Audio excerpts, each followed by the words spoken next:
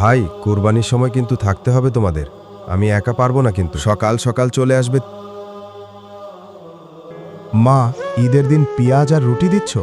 মাংস দাও মা। বাবা, আমরা তো গরিব মানুষ, এটাই খা।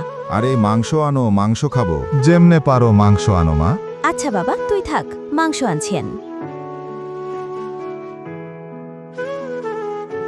এই ভিডিওর জন্য কি আপনারা লাইক সাবস্ক্রাইব করতে পারবেন না? যদি না পারেন তাহলে বাবা মায়ের জন্য তো লাইক সাবস্ক্রাইব করুন। বেটা, আমাকে একটু মাংস দেবে?